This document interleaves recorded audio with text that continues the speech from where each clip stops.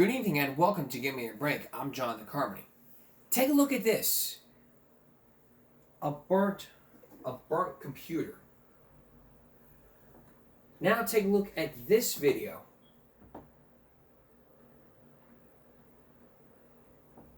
Now take a look at this. This is resulting in a challenge that you would see anywhere on social media, from Facebook to Instagram to TikTok. It's a challenge to where you would take the school Chromebooks, and not just that, you would stick something in the insertion of battery and it would do something like this.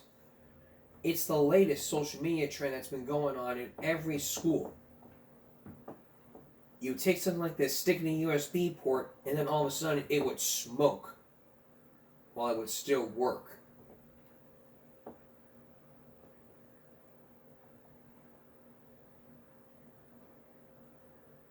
Now a school which you're about to visit, which you'll visit tonight, the spokesperson says that it's costing the school over $3,000 in over $300 in Chromebooks. That's added up to over $1,000 in taxpayer money.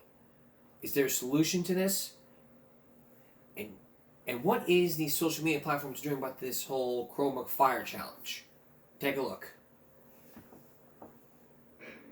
Thousands of dollars in damages because of this, a social media trend spurring students to short-circuit their laptops or puncture the lithium batteries, even leading to fires. Apparently the smoke that the lithium-ion battery produces when it's on fire is actually toxic in itself, so you could wind up, if enough of it was there, you're going to have to evacuate a wing of a school or the whole school. Hays CISD district spokesperson Tim Savoy says students damaged a dozen Chromebooks just this week. 300, a little more than 300 apiece, so that's $3,600, $4,000 of taxpayer money that was put in jeopardy. Savoy says that bill will go back to the student involved. If we know of who damaged it, we're going to pursue that and ask that family to reimburse the district and send them a bill for it. But sometimes you may not know. We had one turned in that the teacher noticed wasn't working. It was on one of the shared cards. These images from a school district in Colorado with 6 cases reported there. Here in Central Texas, Round Rock ISD counts 10 damaged Chromebooks at the middle school level.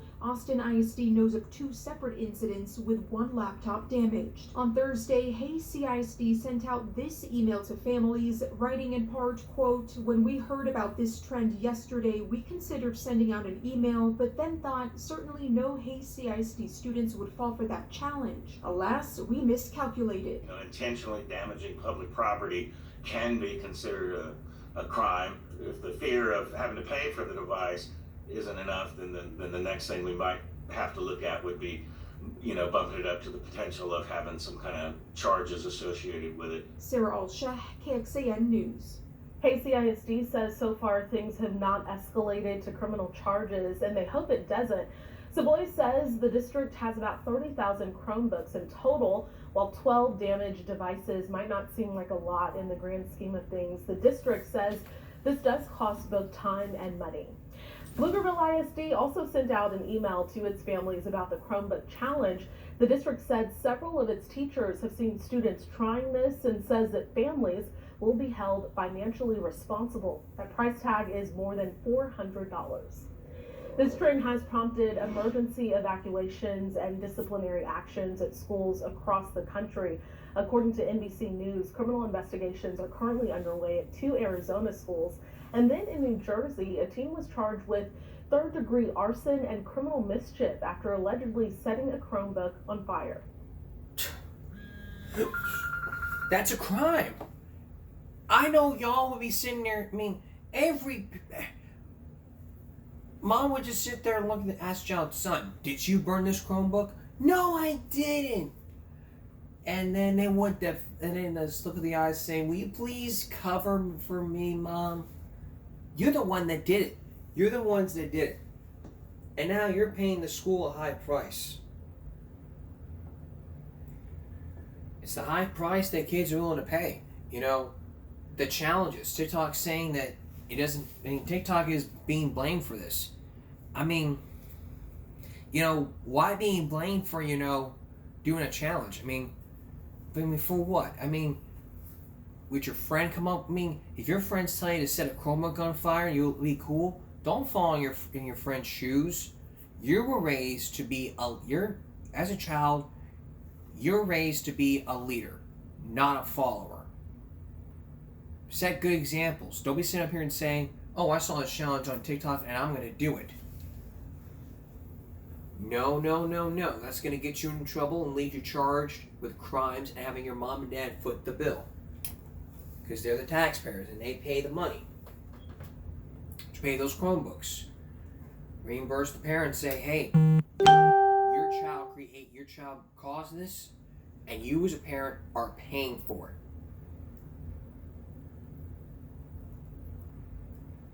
So, which also leads us to another TikTok trend going on in schools.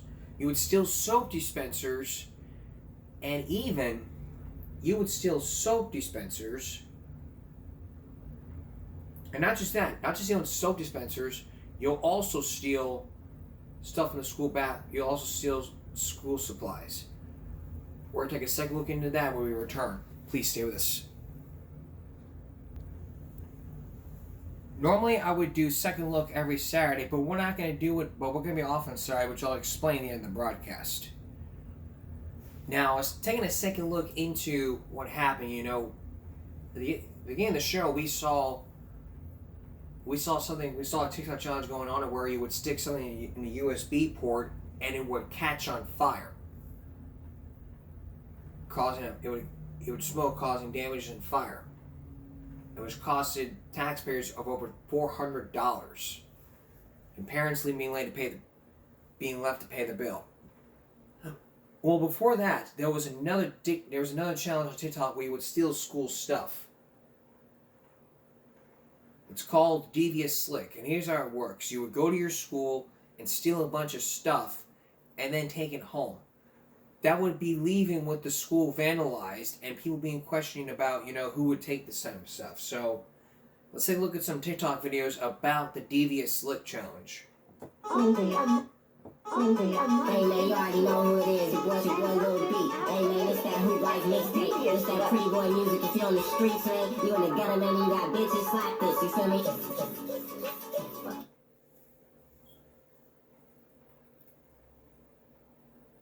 Hey man, you already know who it is. Your boy Lil B. Hey man, it's that Hoop Life. So in this backpack, I'm going to describe it to you. This kid takes a soap dispenser. All over his TikTok, he would take a soap dispenser. Now, this happened back in 2021. And we first told you about these devious leaks back in 2021 to where all this stuff was stolen from the schools, and schools are reporting that they would just take it in their backpack and take it home for TikTok. Schools were aware of this, and TikTok got involved. And they took down the video. Nowadays, you can't even look up devious looks without looking it up on YouTube.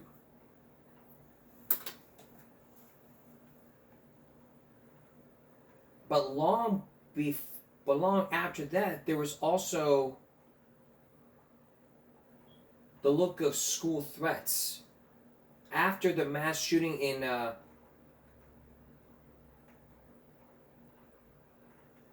Michigan with Ethan Crumbley and the Oxford school shooting,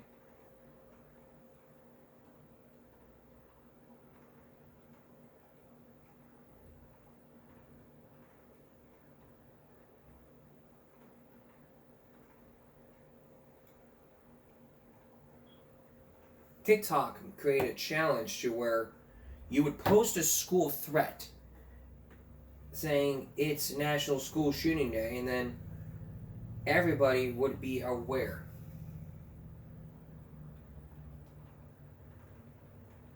Everybody would be aware, schools are shut down.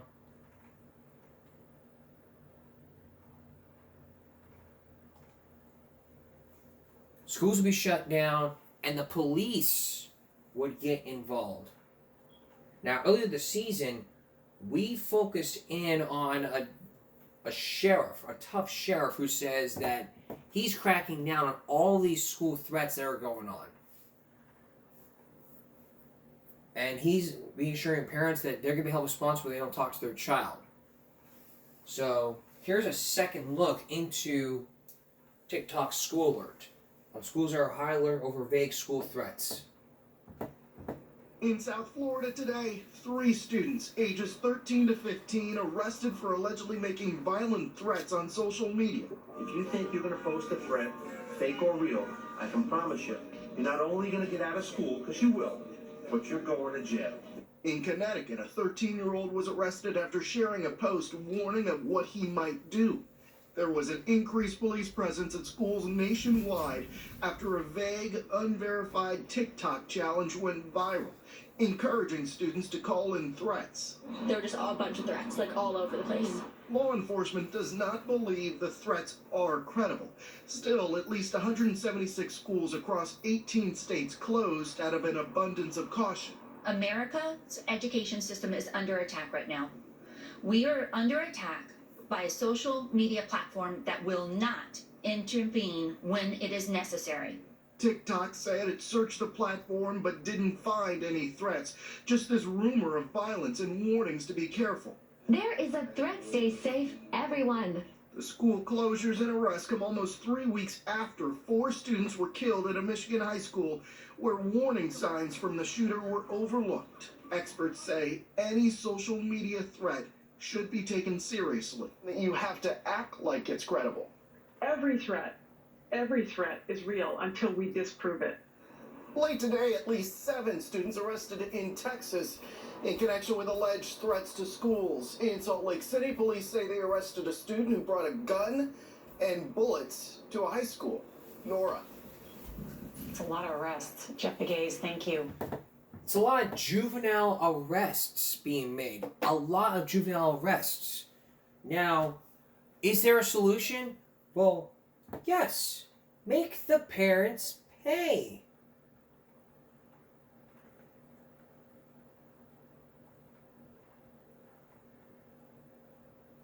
Make the parents pay.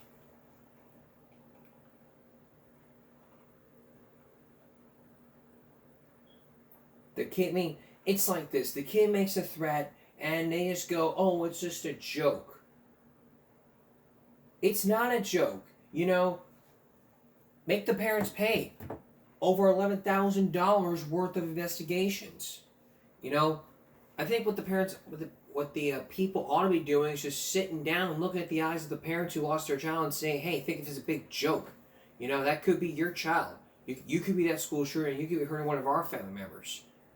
So this is the bottom line, people. Don't think of it as a joke because you're going to end up in handcuffs, going to jail, and you're going to be sitting there saying to the judge, saying to the cop, hey, I was just making a joke. It was a joke. It's no joke. There's been a lot of school shootings happening, and you want to sit there and think, oh, I was just joking around. And you get let go. And parents will defend the school saying, well, my child will never make a threat. He was just doing what kids would do. Coming up, another look into Dalton Barnhart. Please stay with us. There is a Florida state statute which you cannot be making threats to shoot up a school. It's a written statement. He made that statement. Dalton Barnhart created that statement back in 2019. He got arrested and sent to juvie. Take a look. I, Dalton Barnhart, vow to bring my father's interest in school until 17. And found for more than 9 points? Who's that? Yeah. Go ahead and turn around. Put your hands on your back. He's under arrest currently for making a threat to cause a mass shooting / act of terrorism. Cause a mass shooting? Yes. He made a statement, a written threat to plan or to carry out a mass shooting. But he's just a little kid playing a video game. And all these kids keep getting arrested. And that's why the FBI and the local law enforcement is spending so much time, because how do we know he's not going to be the kid from Parkland? He's not going to be the next kid, the kid that shot up Sandy Hook. We don't know that. So when you draw the attention to you by making these statements as they may be jokes, I mean, I wouldn't expect the kid to go, yeah, I'm dead serious. I'm gonna go shoot everybody up. No, when we're caught, it's a joke. I didn't mean it. It's a joke. That's when you're caught. But these games, these kids say stuff like that all the time. It is a joke to them. It's a game. Guess what wrong. my time in law enforcement is spent doing? Is arresting these kids for making these statements all the time, and for stopping acts too, as well. Okay. So that's what our job is to make contact, because these kids think it is a game or a joke, so they go ahead and make these comments. But it's just a comment, so how is there an There's threat? a Florida state statute says you cannot make a written threat to cause a mass shooting, act, or kill or harm anybody else. The legislature has chosen to Well, he do didn't that. cause or act or do anything, though. He made the statement too. It's a written statement. It's a written statement. It's a written threat to kill or to make a mass shooting or act of terror. So if I get on there and say, I pledge ISIS and I'm going to blow everybody up, that's the same charge as, you know what, man, I'm fed up, I'm going to go to school tomorrow and shoot up my school. So he'll be going to DJJ, What's that? the juvenile jail. He'll be placed in there for several days, and we're going to go from there. The charge is a felony. It might be a second or third degree. I have to double check, because a written threat to harm somebody is a third degree felony. Second degree is when you involve a mass shooting at a school or an act of He's a terror. little boy. He didn't do anything wrong. Yes, he's 15, and he's still a little boy, and he's not one of the crazy people out there doing stuff. What he did, what he did. Yeah, but he shouldn't be treated as though he is a terrorist or something because he made a silly statement on a stupid video game. Well, in a world where schools and kids are going to school to learn, they're getting shot and killed because people... I understand that, but at the same token, I mean, you have to look at things case by case too. I mean, he's not that person. Do you own a gun? I have a gun, yes. Okay, so he has hands and feet. He can grab your gun and go do something. He would never do anything like that anyway. We don't know. We don't know if... No, but I know. And I know. Most parents have it, ma'am. We're going to take him. He's going to go to our operations center, and we will go from there. But this is where we're at. This is the world we live in, where people think it's funny to say, I'm going to go kill people at school. Well, he's not people. He's a child. Okay. There's a difference. He's playing a video game, and he's a boy. And that's why he'll be charged as a juvenile. Fortunately, these days and age, this is what happens. Kids get on these things and they say this, and parents say, it's not my son, and then it might not be your son, but I know it's not my son. somebody's son does, and then this is the world we're in, where kids are getting shot at school while they're trying to learn, and I understand that. I understand that. I understand unfortunately, that. we can't take risks, and we can't say, all right, we trust that this guy's not going to do it, and then it happens, and then we say, well, if we had the chance Yeah, to but stop I'm it. telling you right now, this is not my son. My son and I are like this, and it's just us and it's not my son. He's a little boy still. It's a tough situation. I know you're emotional. He's high intellect and smart mouth. Well, that's And what you know got him what? caught up. The grown-ups on these games goad them into these things, which is what happens. You need a roof over your head, food, and water. He doesn't need the game. That's right, he doesn't. You should take those away, because these adults that are influencing may have done that in the past, but guess what? They're not in trouble today. He is, because he made those statements. We can't put on what they've said in the past to give him justification why he said what he said, ma'am. He made the charge. He's going to face the consequences. Right? Let's go. Thank you. Ma'am, can I have your first, I need your last name? So he made that written statement, and not many of his kids know about that Florida state statute. You can't make stuff like that can cause a school threat. The moms in and out is a big part of why this happens. It's the BS that goes on. I mean, people say, oh, I was just joking around. You know, it's not a big joke. Go talk to the families of the people who have lost a loved one. I mean, when Sheriff Chitwood decided to do this, you know, this is what he said. Go talk to the families of the people who have lost their loved one in a school shooting and see how funny it is. It's not funny.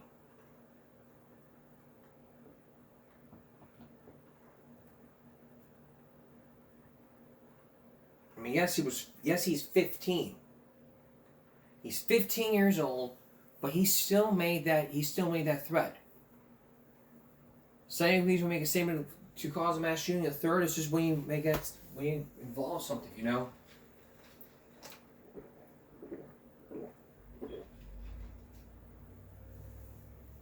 But nobody gets it.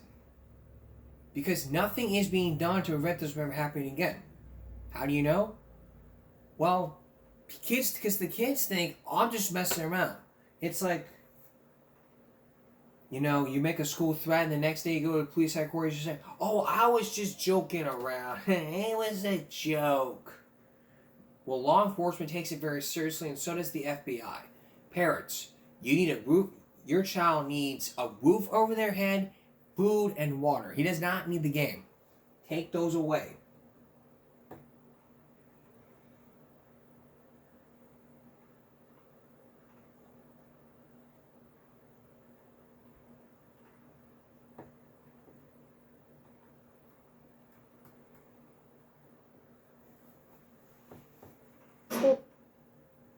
Because a lot of people are making these school threats, and you know what? Parents are defending themselves, defending their child, saying, hey, you know, that's not my kid. My kid would never do that. My son and I are this close. Well, nobody else can put on what they said in the past because it's what this person did. We're going to take a break. We'll be right back. Welcome back. Did you take Prozac? If you did, are you having suicidal thoughts? Don't you think about stopping until you see this next story. It's about the thing called Prozac. It's about a thing called Prozac defense. It's to where victims have been suing the creator of the company, the creator who makes the pills, and yet nothing's being done. Nothing's being liable. Until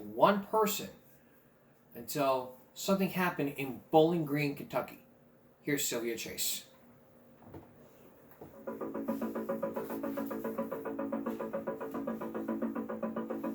I couldn't believe I shot him because I can't see myself shooting nobody. But Rebecca McStutes did shoot someone. The doctor who first gave her Prozac for depression. 5 months later, Dr. John Tapp says she came to his office for no apparent reason on a Saturday in March of 1990. I was writing notes in my chart and felt her move closer to my back. I turned around and she shot me right there. And I said, Rebecca, what have you done? She says, I ain't finished with you yet. But the gun jammed after the first shot, and Dr. Tapp emerged from the ordeal with a single bullet wound in his neck. McStutes says she has no memory of the crime, but later insisted the Prozac made her do it. Were you angry at Dr. Tapp? No, ma'am, I was not. I've never been angry at Dr. Tapp. Are you angry at him now? No. I have no reason to be upset at Dr. Tapp. If anything, Dr. Tapp has plenty of reason to be mad at, upset at me. It took a Bowling Green, Kentucky jury just 1 hour to convict McStutes of assault in the first degree. She's been sentenced to 10 years, but her conviction is being appealed by public defender Kelly Thompson. She had no motive. She had no previous criminal history. She had no previous mental history. And she goes down and shoots a doctor, and she had never shot a gun in her life. Thompson showed us a mini pharmacy found in McStutes' medicine cabinet. Although she was prescribed such mood-altering drugs as Elavil, Serax, and Valium, he believes it was the Prozac that pushed her over the edge. You're saying that Rebecca McStutes was not responsible for her conduct because... Because Prozac left her involuntarily intoxicated. Steve Wilson was the prosecuting attorney. Well, my theory of it is she wasn't on any medication. Yet Mr. Thompson found Prozac in her many prescriptions, and he said, here is a defense. The so-called Prozac defense is being used in at least 20 cases involving violent criminal behavior, with almost no success until April of this year. In California, 75-year-old Mildred Johnson was charged with first-degree murder for shooting her husband, but was convicted of voluntary manslaughter and received a suspended sentence. The jury was convinced that her behavior had been influenced by Prozac. Harvard professor and psychopharmacologist Martin Teicher testified for Mrs. Johnson, even though he's skeptical of the Prozac defense. I think the bulk of the claims is an act of desperation on the part of the lawyer, and Prozac had nothing to do with it. I think in some of the claims, Prozac simply energized patients to act in a way they may well have acted anyway. And I think in some of them, Prozac did produce a state of mania, or a state of paranoia that led them to act in a way that was very uncharacteristic given all of their prior history. Prozac is a breakthrough antidepressant used with great success since it came on the market in 1988. Unlike older remedies, Prozac was found to ease depression without causing long-term side effects like drowsiness or dry mouth or weight gain. However, a small percentage of patients on any antidepressant will not respond well to the drug. And last year, Dr. Teicher made a discovery about Prozac and suicide, which has become the centerpiece of the lawyer's case against the drug. Teicher reported that out of 172 hospital patients treated for depression with Prozac, 6 became suicidal when their doses were raised to 80 milligrams per day, the maximum recommended dose. Even if we saw this occur in one patient, it's medically significant to point this out as a side effect. You don't have to have 6. 6 is actually a lot for a case series about the side effect. I thank Dr. Teicher every morning. I pray for that man every morning. Bonnie Leitch attempted suicide in 1989, just 6 weeks after she started taking Prozac. She continued taking the drug until she read about Dr. Teicher's study. I showed this to my husband. I said, my God, this is me he wrote about. These were my symptoms, and this is what happened to me. That very day, I began to come off that drug. Though her doctor disagrees, Mrs. Leitch claims she's never suffered from depression. She thought the Prozac was a pick-me-up, but it made her manic. I could have killed someone and would have had no remorse for it whatsoever. You could have killed someone? Oh, sure. I think if my husband would have fallen over dead, and let me tell you, I do love my husband, but at that time, if he'd have fallen over dead at my feet, I would have been angry because he was in my way. She has organized a Prozac survivors group and received hundreds of letters from all over the world. She hears a lot of stories that sound just like her own. I was on it first from March of '88, and 6 weeks later, the 10th of May of '88, I tried to commit suicide. Donna says Prozac was the most powerful antidepressant she had ever taken. Within days, she says, she felt out of control. Yvonne has been treated for depression for many years, but her family had never seen anything like the reaction she had to Prozac. I was very hostile, very aggressive, completely paranoid, just mad at the world.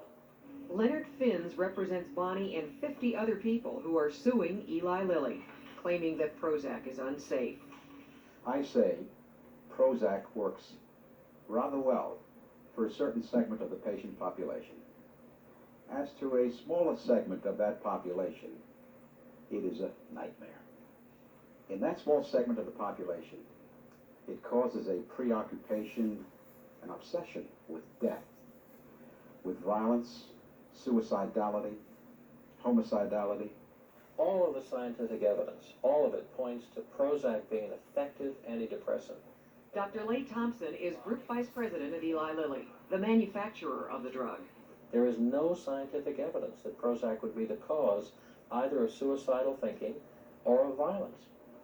That's not the same as saying it is not the cause. Violence and suicide are a problem with depression. They're not a problem caused by Prozac. So it's the depression that makes people do this. It's not the Prozac that makes people do this. Absolutely. I mean, when I was a medical student, we were taught that patients with depression are far more likely to commit suicide, and they're more likely than ordinary people to have violent behaviors, especially impulsive violent behaviors. That goes back way before Prozac was available.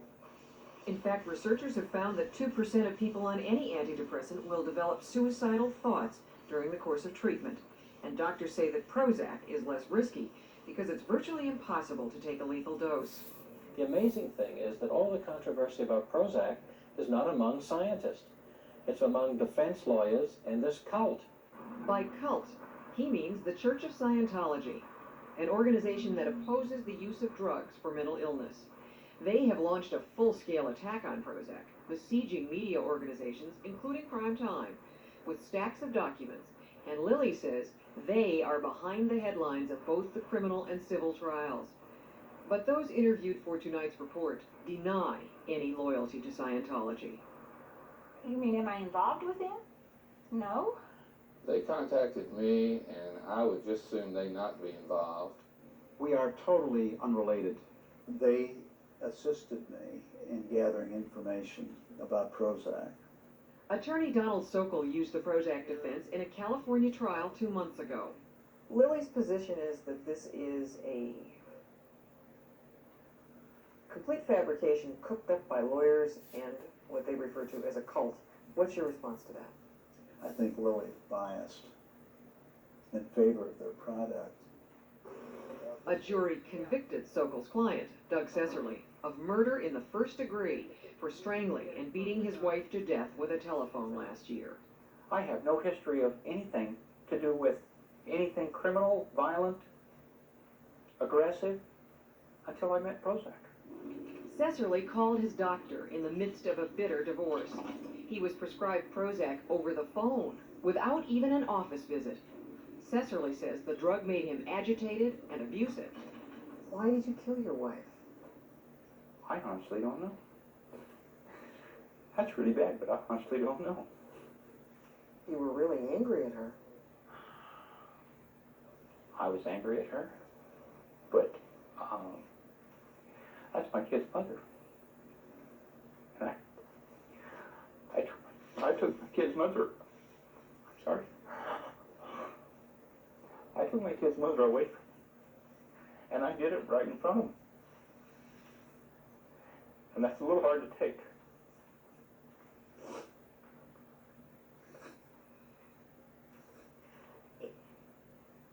You know, I just can't tell you enough that people are going to say, you know, Miss Chase is being conned by this man who hated his wife, who was mad about the divorce, and wanted to kill her.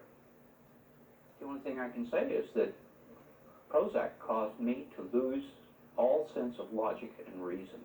We, the jury, find the defendant guilty of first-degree murder. The jury didn't buy the Prozac defense, in part because Cesserly was legally drunk on the night of the murder. Cesserly is now serving 25 years to life, although the case is on appeal. If there's a new trial, Dr. Teicher will testify that Cesserly's doctor did not see the warning signs.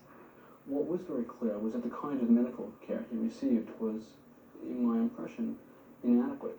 And Cesserly's lawyer, once again, will use the Prozac defense. If it's such a terrific defense, how come it's not working? It's not a terrific defense. It hasn't worked, but it will work as we gain more knowledge in the subject and more people come forward with their stories and are allowed to tell them. A very important reminder. If you are taking Prozac now and have any concerns, please consult your doctor. It's crucial your doctor know exactly how you're reacting to the drug, but do not go off Prozac on your own. Prime Time is a presentation of ABC News. More Americans... Everybody takes the drug, but nobody can take the drug off their own. A very important reminder. If you are taking Prozac now and have any concerns, please consult your doctor. It's crucial your doctor know exactly how you're reacting to the drug, but do not go off Prozac on your own. Find ways, talk to your doctor, and do your homework when you're having Prozac. This man says he has videotape of the riots that happened in Los Angeles. But now he also says the police are after him and the gang members are after him because of that one videotape. We'll talk to him next. Please stay with us. Okay, think about this next story. You saw something, you videotaped something, you videotaped the riots. You think because you want to turn it into the authorities, you'd be called a town hero, right? Well, if you live in a bad neighborhood, you'd be called a traitor. What if all of a sudden that piece of tape that an officer saw you tape could be key piece of evidence to prosecute your own friends in your neighborhood? You'd also be called a traitor. The man you're about to meet says he shot that tape. He shot those tapes. And not just that, everybody's after him. The police and the gang members. Here's John Quinones.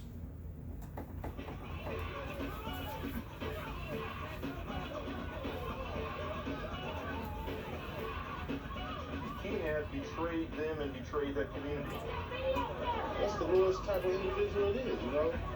You know what I mean? It's nothing worse than a rat, man, a snitch, you know what I mean?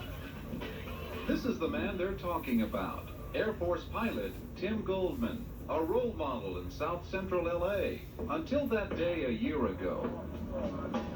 April 29, 1992. Tim was visiting his old neighborhood after 9 years in the military. He and his brother Terry were cruising the streets with a couple of home video cameras. It was a nice day, and we were just experimenting with the cameras that day. Suddenly, there was a verdict in the trial of 4 police officers charged in the Rodney King beating. The 4 LAPD defendants were found not guilty on all. Their neighborhood erupted in anger. I knew at that time that there was something very serious going on here. Though they didn't know it at the time, Tim and Terry had stumbled into what police later called Ground Zero, a corner of Florence and Normandy, the flashpoint of the LA riots.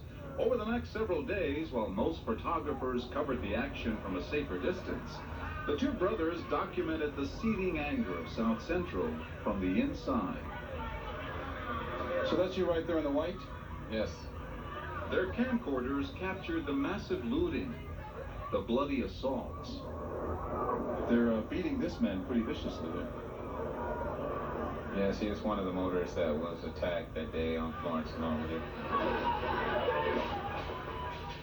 They filmed the attack on a family apparently lost in the mayhem. A street sign ripped through the car's window. Tim's video revealed a wounded baby in the back seat. They recorded the attacks on journalists and photographers. Who's this man? I believe he was an Associated Press photographer, and he was attacked for being out there taking pictures. And they captured this. Amid all the chaos, a neighborhood minister praying over one of the wounded. You documented some very severe, bloody violence on these innocent bystanders. How did you deal with that in your own mind? Personally, I don't like to see anybody getting beat up or attacked, you know, and some of it happened so quickly you couldn't get near and stop it. Why do you think no one stopped you from filming? This is the neighborhood I grew up in, and you know, I felt part of the neighborhood. I'm black, and that was probably the main reason that I wasn't stopped. After a while, he says, the violence was just too much to take. When the crowd turned on New York Times photographer Bart Bartholomew, Tim set down his camera and came to his rescue. I come over to try to, you know, tell people to leave him alone and let him go. He was only doing his job. He says, come with me. He says, I'm going to help you get to your car, but you've got to get in your car and get out of here. He said, the crowd is crazy, and you need to leave this area right now. I'm sure he saved my life. But Tim couldn't rescue this man, truck driver Reginald Denny. He filmed the assault that came to epitomize the cruelty of the riots. Was he left for dead at that point? Oh, he was in pretty bad shape. There were people moving in to help him, but then there was some gunfire and people got out of the way. While Tim was busy filming, running between the beatings and the looting, he lost track of his brother. But a few hours later, he spotted the familiar face in his viewfinder. There he is, Terry, breaking into a liquor store. So we're watching everybody looting, and there goes your own brother. He's an adult. He's got to be responsible for his actions. You did some of the looting, too. Well, what is really loot? Just what, going grabbing something? Okay, well, okay. I don't know. They said it was a riot. You know, when you watch TV, oh, it's a riot. I guess, you know, damn, that's what people do. All's fair in a riot. Yeah. Your brother says it was wrong. He does? Well, see, he got a different mind than me. You know, we're two different people. Terry and Tim, just a year apart in age, grew up in the same house in South Central. They even shared a bunk bed. But as teenagers, they started drifting apart. Tim graduated from high school, went to a prestigious flight academy, joined the Air Force, and is now a private pilot. Terry had other interests. He dropped out of school, got involved in drugs and crime, and wound up in prison. All yours. He was out there, he was getting this accomplished, that accomplished. I'm still here going to this jail, to that jail. Like that, you know, just still trying to survive. He now drives a tow truck for a living. How do you survive? Me? Yeah. Hustling. Hustling. Hustling. After the riots, their differences would drive these two brothers even further apart. In his disturbing video, shot as the first blows were struck in the Los Angeles riots last week. With South Central still smoldering, Tim started selling his video to news organizations, including ABC. Mr. Goldman calling for Mr. Feldman. His first deal netted $15,000. I didn't know he was going to take the tape and do what he did with it. I thought, you know, I took it so I could have something to just watch, you know. Did you ever think that videotape would be so valuable? No. If I would have knew that, he would have never got his hands on it. As it turned out, the TV networks weren't the only ones interested in Tim's video. On the night of May 8th, a week after the riots, 65 agents from the LA Police Department and the FBI surrounded Tim Goldman's home here in South Central LA. Armed with a search warrant, they went through the house looking not for drugs or guns or contraband. They were looking for, and they found, Tim's video. This would become the key piece of evidence used to prosecute dozens of people involved in the LA riots. Tim's camera had captured the faces of the vandals, arsonists, and looters. Did it bother you, though, that your brother was on the tape that you turned over? No, it didn't. It really didn't bother me because, you know, at that time I knew that they weren't going to prosecute looters. And in fact, police did not go after Terry. They were interested in the more serious crimes. And by painstakingly studying Tim's video, the LA District Attorney's Office was able to identify and file charges against dozens of suspects. Among them, Louis Curl Foster, seen here on Tim's video, beating a motorist. He was convicted of assault with a deadly weapon and is now in prison. Then there was Lance Jerome Parker, caught by Tim's camcorder firing his gun during the riots. He's accused of assault with a deadly weapon. But the most notorious suspects are the three young men arrested and now awaiting trial for the beating of Reginald Denny, Damian Williams, Henry Watson, and Antoine Miller. Miller is seen here opening the door to Denny's truck. Tim's camera captured all three suspects. What has Timothy Goldman's videotape done to your life? And destroyed it. Destroyed it? I don't got nothing to say to him. I don't got nothing to say to him. I care less about the man. This intersection right up here was almost totally burned out. Joe Hicks, the director of the Southern Christian Leadership Conference in Los Angeles, says Tim is seen as a traitor to his own community. In giving up the tape or even filming what went on, he has in fact crossed again that line of beyond which you simply can't go, and or in the view of many people in the community, which is collaboration with the police, collaboration with authorities, the hated LAPD. A lot of people feel that you're cashing in on this and in fact turning your back on the community. You were sold out. Well, some people may want to say that, but I don't see it that way, and I will probably never see it that way. There's some people who are upset about the guys being arrested, you know, that's understandable. But then there are a lot of people who are sick and tired of gang violence. Tim's role in all of this didn't end with his surrender of those videotapes. He then went a step further and broke a golden rule of the streets. After being subpoenaed, he agreed to testify against the people he videotaped, the boys from his neighborhood. He sold everything. He sold himself. He sold his own soul. He's lesser of a man. He's lesser of a man. I mean, everybody was on that tape. He grew up with everybody. Everybody know each other. Even though he wasn't prosecuted for his looting, Terry says Tim's cooperation with the law has put his life in jeopardy. People were sitting out in front of the house with guns, waiting for me and my brother. You know, I didn't like that. All because of what? All because I guess the tape. The tapes. Tim has earned nearly $100,000 off his riot video, but they've also earned him a number of death threats from gangs. Timothy, the police are after you for the tapes, prosecutors want the tapes, the gang members are after you for turning in the tapes. Was it worth it all? I feel I can handle this pressure that I may be under, and I don't let it get to me too much. He now lives in hiding. Our visit with him came during one of his rare clandestine trips to South Central. What gangs hang out here? Well, this part of South Central is Crip territory, and I believe it's the H-rate Crip territory. And scary, you're a little worried being out here?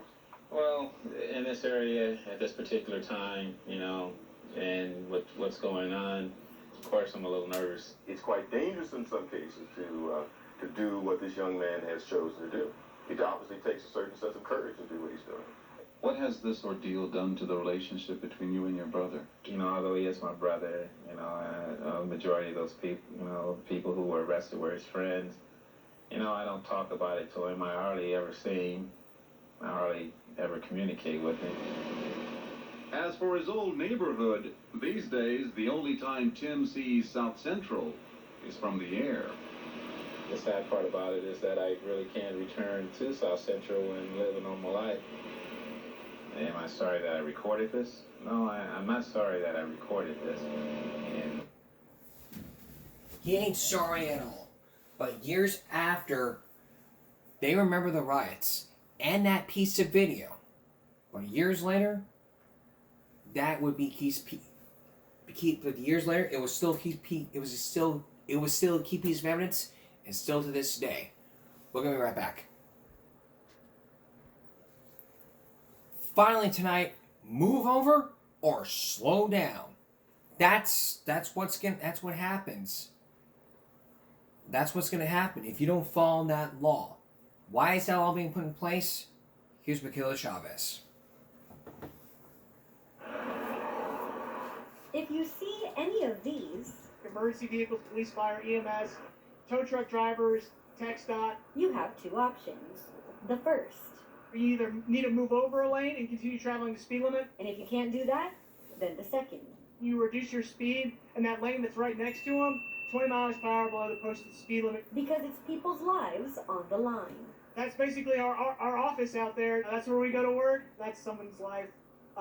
Someone's family's waiting for them to come home at the end of the day. But the reality is, not everyone follows the move over or slow down law. We've had instances where we have lost law enforcement officers or people have been severely injured because of that. Which is why you'll notice our local DPS joining the statewide effort next week to educate drivers and spread the word to keep everyone safe. Increased patrols, we'll work in pairs together. We'll be watching for folks not moving over and slowing down for those types of vehicles. The first time you're caught can cost you up to $1,200. And if you've had another violation in the last 5 years, it can jump to $2,000. That's just how serious the state has taken this law. And if you've ever been in a similar position yourself at some point, I don't know if you've ever tried to change your driver's side tire on the edge of a highway.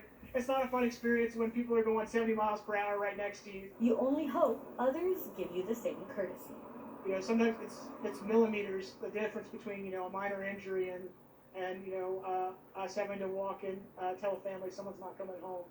Now, TxDOT and local officials encourage you to be safe and drive smart to help end the streak of daily deaths behind the wheel. With your neighborhood news, I'm your Sunrise reporter, Michaela Chavez at Christic Sunrise. And it's time for you to start being driving safe because, if you don't follow those things, you can be fined. And if you're fined, if you don't pay that fine, well, then you're going to have to spend some time in jail or probably do some community service. Pull up a lane or slow down. That's the bottom line here.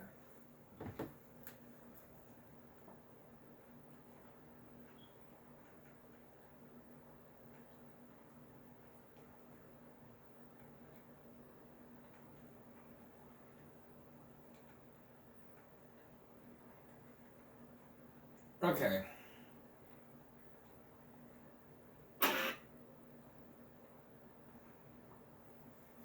How many times... Okay. Did you go through... Are you going through a breakup? Well, if you're ever going through a breakup and wanting to watch a Notebook and getting your sister's shame, tonight's probably is for you. Take a look at this. Dude, are you watching The Notebook? You need to get over her. This is ridiculous. Okay, well, maybe if you stopped bringing your hair and rubbing in my face, it would be easier. Dude, I'm trying to help you win the breakup. What does that even mean? Obviously, whoever cares less wins. You need to learn that. Okay, well, what else? You should date one of her friends. That's what I never did, but you should do that. Yeah. I don't like any of her friends, though. Okay, so then just go through her following, look at all her girlfriends, and like 4 or 5 of their pictures. Oh my god, you really are evil. What the f are you watching? I was looking for Goodfellas. Where is it? How about you brought it to your ex about your date? Yeah, so right. But you didn't answer him. Marco, what are you doing here? I'm just grading my game. Sounds like you're doing fine, but I don't care if a date's night anyway. Yeah, okay, with who? Listen, all you need to know is she's a cute redhead, a great cook, and I'm going to dinner at her house right now. Yo, you're going right now? Can you get me a 4 for 4? 4 for 4. Fun on your date with Wendy.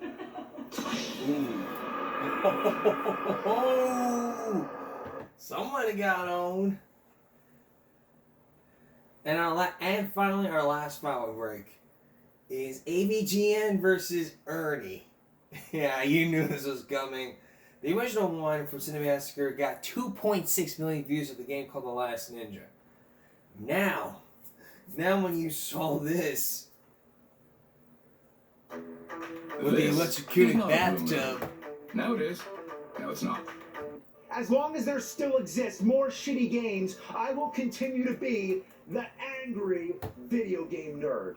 Take a look at this. Say, nerd. Yes. I just got out of the bathtub and happened to notice you've been playing Last Ninja on NES. Is that right, nerd? Yes, that's right. I also happen to notice you beat the game, huh? I did. Well, that's real swell, nerd.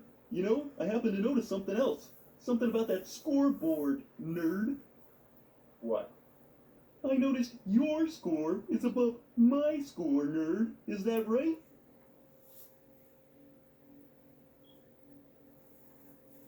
It is. Because I just wanted to check, nerd, and make sure my eyes are seeing correctly. Your name is on the top. Correct. So, that means you beat my high score, huh? Yeah. That okay with you? Absolutely, nerd. I think it's great you beat my score. I do. I really do. I bet that makes you feel real great about yourself. That you beat good old Ernie's score. Congratulations to you, nerd. Thanks. You know what I really like? How you beat my score twice. And the first time, you know what you wrote? Say it, nerd. What does that spell? It says ass. Ass. Is that what it says, nerd? Can you repeat that for me one more time? Ass! So if ass is higher than my name, nerd, that means I'm below ass, meaning I'm less than shit? Is that how I'm supposed to feel, nerd? You know, Bert's score is higher than yours. Fuck Bert! I already took care of him. You don't have to worry about that. Look, just get out of here. Oh, that's how it is, nerd? You just want to beat my high score and tell me to get the fuck out? Fuck you, you fucking piece of shit! Take that, bitch! Fuck you, motherfucker, you fucking piece of shit! I'll fucking kill you! Beat my score! Beat this, motherfucker! You feel real good about yourself, huh? Well, how's this feel?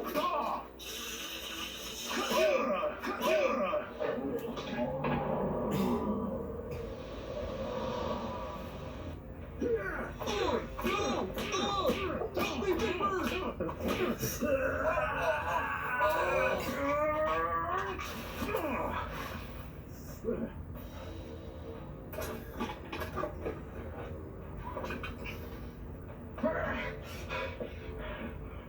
Oh! You're one sick fuck, nerd!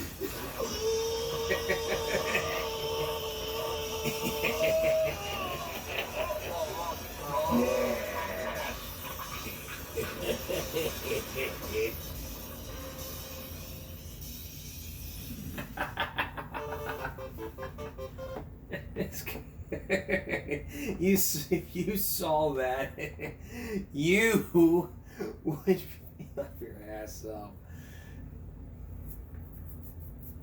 And let you cure the bum in the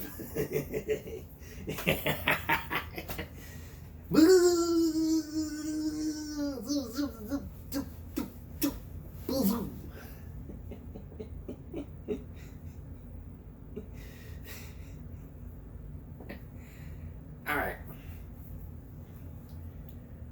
We're off tomorrow night. But we have a special Mother's Day edition of Give Me a Break that we'd like to present to you as a huge gift about the septuplets.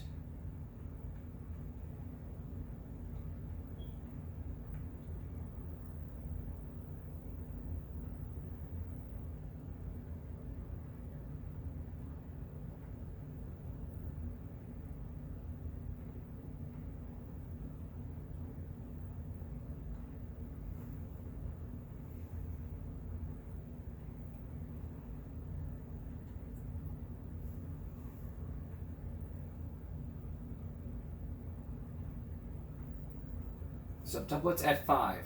Here's a preview. I think we're gonna like this one. So in this case, here's a sneak preview of our next show. NBC Thursday. And 5. A moving family out. Is getting married. The Will and Grace wedding event. NBC Thursday. Take a look at our next preview. On the night the McCoy septuplets turned 5. A moving family album from the family that's moved so many of us. 1997, Carlisle, Iowa. Remember how it all began? She says, this has never happened before, but there are 7 babies there. And what did you think? Sheer terror. Others were concerned too. Some people say you should never have carried 7 babies. A controversial pregnancy. A decision that might have turned dangerous. I'm the one who had to answer to God. But then, after all the waiting and the praying, 5 years ago today, 4 boys, 3 girls, all healthy. tiny miracles, some weighing under 3 pounds. Ever since, we've watched as 7 fragile babies became 7 active toddlers with 7 big personalities. She's my little model. She was our fighter. Well, he's always been a fighter from the start. Each year, we've counted the birthday candles. Happy birthday. I can't believe that they're going to be 2. Where'd my babies go? Where didn't they go? We were along for their first trip to the zoo, their first trip to Disney World, not to mention their adventures closer to home. They can open the door and they'll drag toilet paper all over the house. Along with us, you've seen it all. But until now, you haven't heard from the McCoy septuplets. Tonight, their first sit-down interviews, sort of. What do you learn in school? We get some snacks! And we don't shy away from the tough questions. Who is the biggest? Tonight, Ann Curry with the septuplets at 5, a Dateline special. The septuplets at 5. Our Give Me a Break Mother's Day specials come up on Sunday. That's all for this edition of Give Me a Break Friday going to Saturday. A reminder, we're off on Saturday, so we'll see you again for a very, very, very, very special Mother's Day edition of Give Me a Break called The Septuplets at 5. And if you're a mother out there with your kids, you may want to hug them tight for this Give Me a Break special, because I'll be wearing pink for Mother's Day. For everyone here at YouTube and Give Me a Break, stop bullying, speak up. Concentration, not strength. No jaywalking. Take care of yourself and each other. For the septuplets at 5. Good night. Good night, and I'll see you on Mother's Day.